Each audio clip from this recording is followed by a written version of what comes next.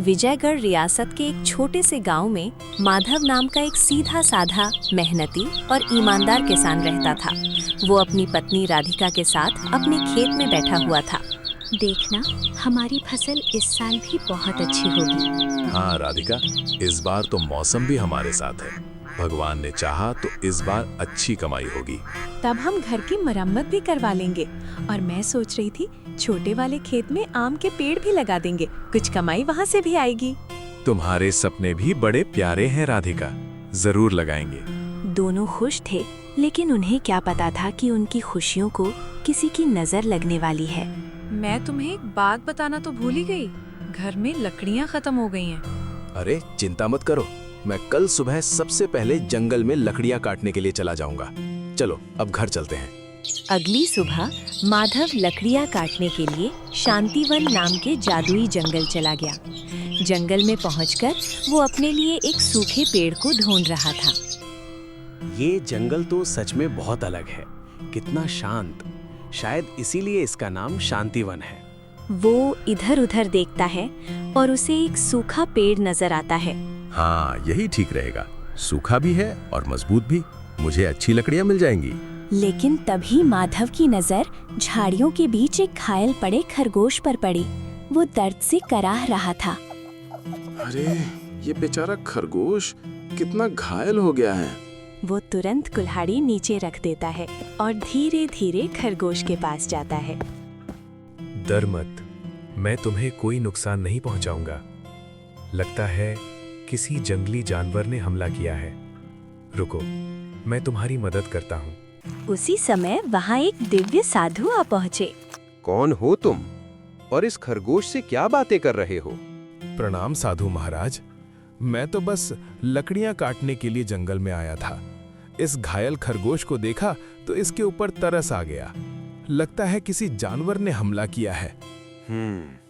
आज के समय में भी कोई इंसान किसी छोटे से जीव पर दया करता है, ये बहुत दुर्लभ है। महाराज, मैं तो बस इंसानियत निभा रहा हूँ। दर्द किसी को भी हो, सहा नहीं जाता।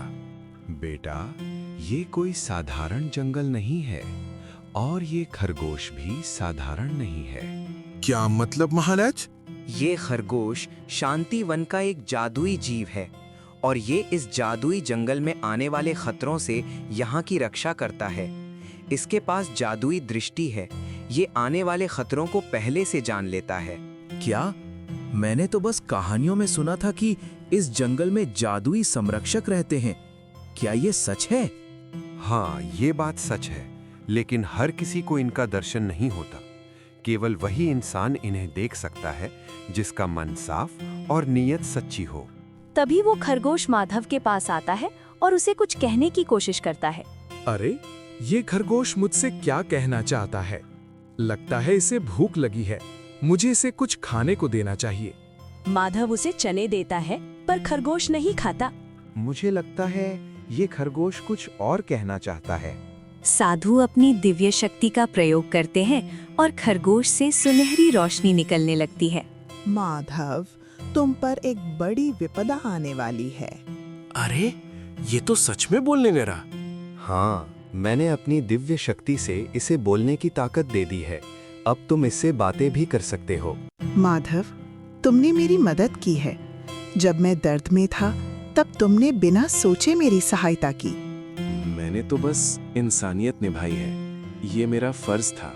नहीं माधव, तुम अलग हो और शायद इसी कारण मुझे पहले से आभास हो गया है। बहुत जल्द तुम्हारे ऊपर एक बड़ी विपदा आने वाली है। विपदा? कैसी विपदा? शांतिवन की शक्तियां कभी गलत संकेत नहीं देती बेटा। मुझे लगता है इस संरक्षक खरगोश को तुम्हारे ऊपर आने वाली विपदा का आभास हो गया है। हाँ, मुझे तुम्हारे ऊपर आने वाली विपत्ता का आभास हो गया है। जिस प्रकार तुमने मेरी मदद की, उसी प्रकार मैं भी तुम्हारी मदद करूंगा। शांतिवन के संरक्षक कभी झूठ नहीं बोलते। तुम्हें इस खरगोश की बातों पर भरोसा करना चाहिए।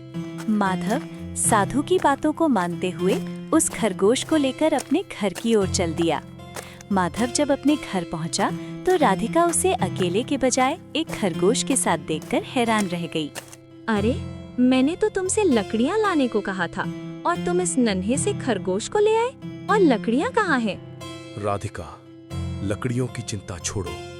आज जंगल में जो हुआ वो किसी चमत्कार से कम नहीं था। ये कोई साधारण खरगोश नहीं, शांति वन का रक्षक है। इससे पहले कि राधिका कुछ और पूछती, खरगोश इंसानी आवाज में बोला, प्रणाम देवी, चकित न हूँ। साधु महाराज की कृपा से मैं बोल पा रहा हूँ। मैं यहाँ आपके परिवार की रक्षा के लिए आया हूँ।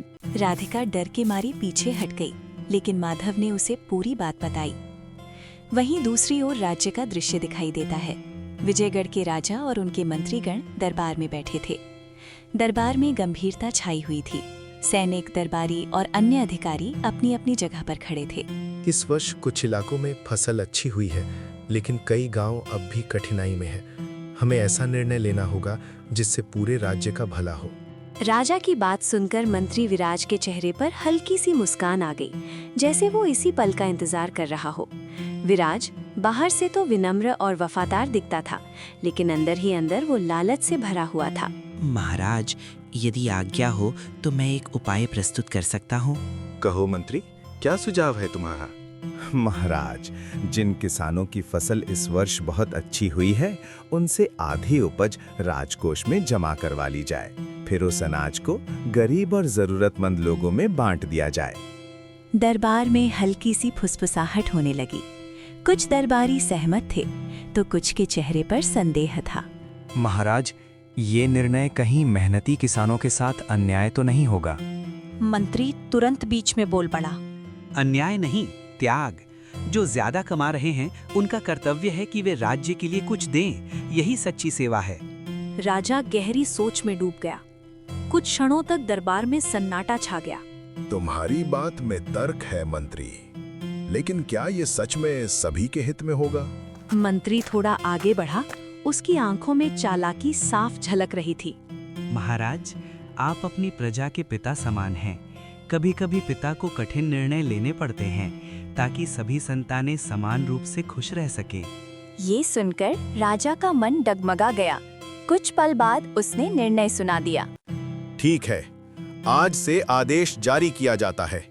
जिन किसानों की फसल अच्छी हुई है, उनकी आधी उपज राजकोष में जमा की जाएगी और उसे जरूरतमंदों में वितरित किया जाएगा। ये हमारा आदेश है। मंत्री जी, जैसा आपने कहा था, क्या सच में सारा अनाज गरीबों में बांटा जाएगा? मंत्री हल्के से हंसा। मूर्ख, इतना अनाज मुफ्त में बांट दिया तो हमारा क्या फायदा? सैनिक चौंक गया। कुछ किसानों का अनाज हम अपने गोदाम में रखवा लेंगे और जब पूरे राज्य में कमी बढ़ेगी तब हम उसे ऊंचे दामों में बेचेंगे। तो ये सब एक योजना है? योजना नहीं, खेल है, और इस खेल में जीत हमेशा चालाक की होती है। फिर अगले दिन वो मंत्री कुछ सैनिकों को लेकर राज्य के गांवों की तरफ निकल पड़ा। कुछ समय बाद वो माधव के गांव के पास पहुंच चुका था। सभी लोग अपने अपने घरों से बाहर निकले। सुनो गांव वालों, महाराज का आदेश है, जिन किसानों की फसल अच्छी हुई है वे अपनी आधी उपज तुरंत राजकोष में जमा करें। गांव में सन्नाटा छा गया। एक किसान हिम्मत जुटाकर आगे आया। मंत्री जी, हमने ये फसल दिन रात मेहनत करके उगाई है। अगर आधी दे दी तो हमारे बच्चों का क्या होगा? राजा का आदेश सवालों से ऊपर होता है। जो आदेश नहीं मानेगा उसे सजा दी जाएगी। डर पूरे गांव में फैल गया। उसी समय माधव अपने घर के बाहर खड़ा था। उसके पास खड़ा खरगोश सब कुछ ध्यान से देख रहा था। माधव, अब क्या होगा? अगर हमने आधी फसल दे दी तो हम कैसे जिएंगे? माधव, यही वो विपदा है जिसके बारे में मैंने कहा था। लेकिन ये तो राजा का आदेश है, हम क्या कर सकते हैं? ये आदेश राजा का है, लेकिन सोच मंत्री की है और उसका इरादा साफ नहीं है। माधव चाँक गया। तुम कहना क्या चाहते हो? अगर तुमने ध्यान दिया हो, सैनिक सीधे अनाज जमा नहीं कर रहे, वे हर घर का हिसाब लिख रहे हैं। मंत्री कुछ बड़ा खेल खेल रहा है। तभी मंत्री माधव की ओर बढ़ा और बोला, तो तुम ही हो माधव, इस गांव के सबसे सफल किसान? जी मंत्री जी, ये सब भगवान की कृपा है। भगवान की कृपा? चलो अच्छा ही है। मैंने सुना है इस बार सबसे अच्छी फसल तुम्हारी हुई है। अब तुम्हें अपनी आधी फसल राजकोष में जमा करनी होगी।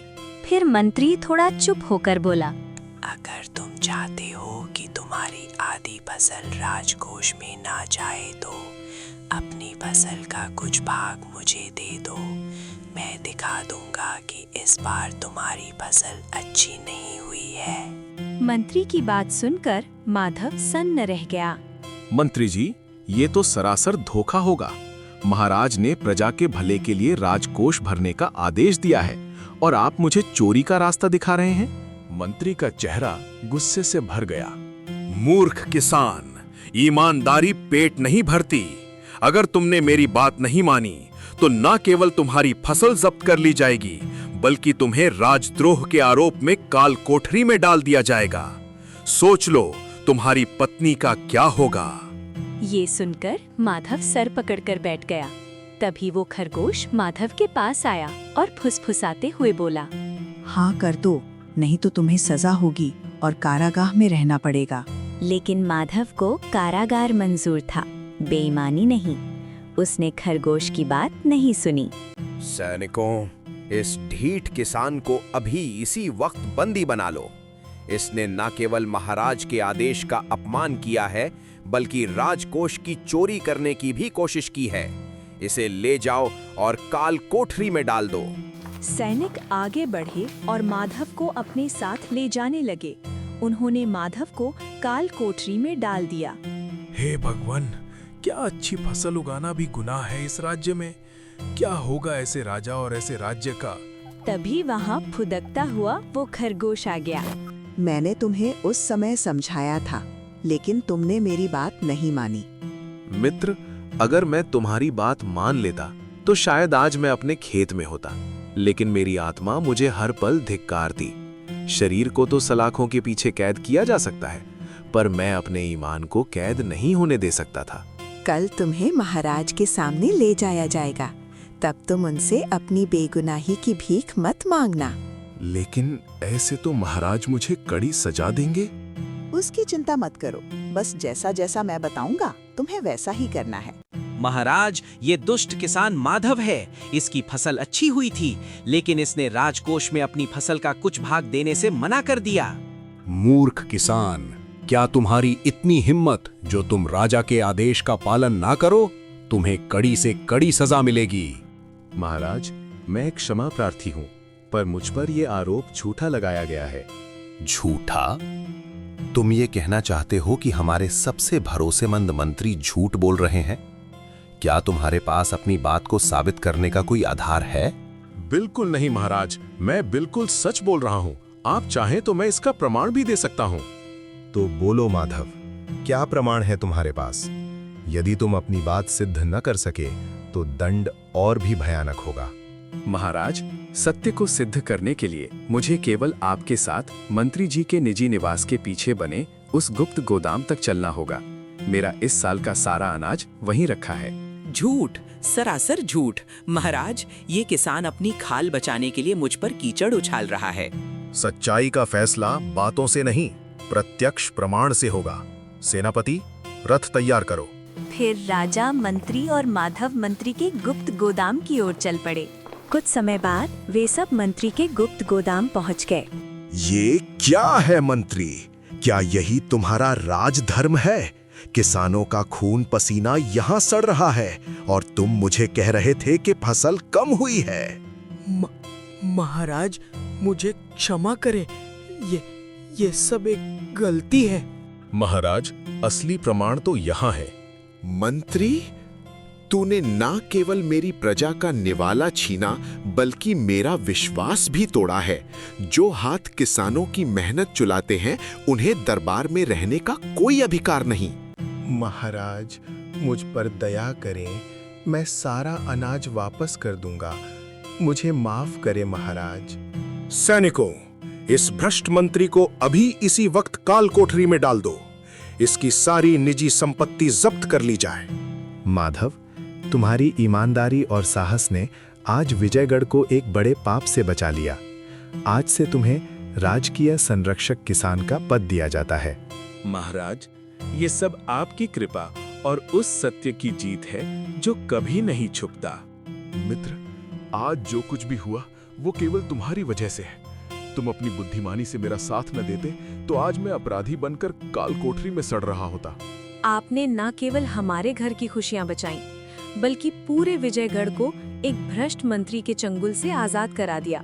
माधव, सहायता मैंने नहीं, तुम्हारी इंसानियत ने की है। अगर तुम्हारे मन में दया न होती तो तुम मुझे बचाते नहीं। चमत्कार जादुई शक्तियों में नहीं, नेक इरादों में होता है। और आगे भी अगर तुम्हें मेरी जरूरत पड़ेगी तो मुझे याद कर लेना, मैं तुम्हारी मदद के लिए आ जाऊंगा। इतना कहकर खरगोश ने उनसे विदा ली और जंगल की ओर चला गया। दोस्तों, कहानी अच्छी लगी तो वीडियो को लाइक करें और हमारे चैनल को सब्सक्राइब कीजिए।